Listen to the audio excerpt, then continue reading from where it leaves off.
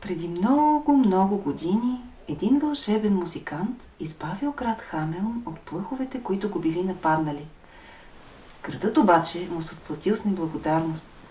И тогава музикантът омагьосал с вълшебната си флейта децата на града. Те тръгнали след него и повече никой никога не ги видял. Ама, мамо, кой тези деца сега ще ги гушка и къде са?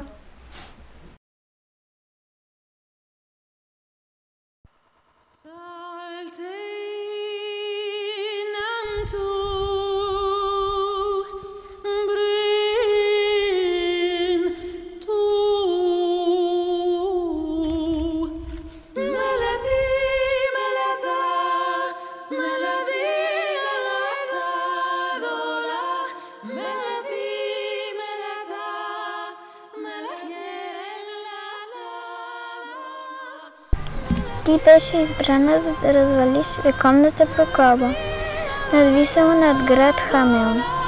Ако се заплашиш да се жертваш, когато останеш вместо тях, при музиканта те ще са спасени.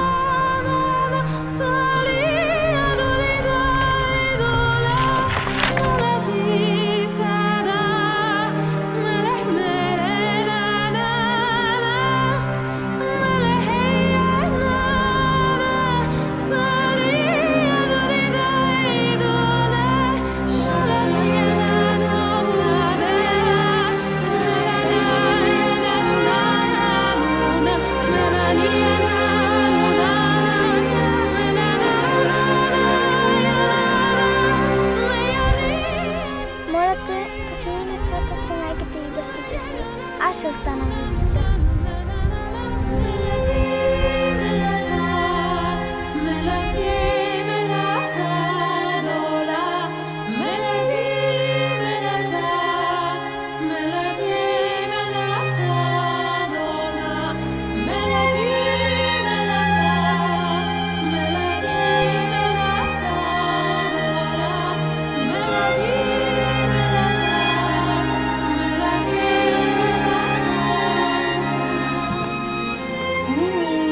Ставай вече.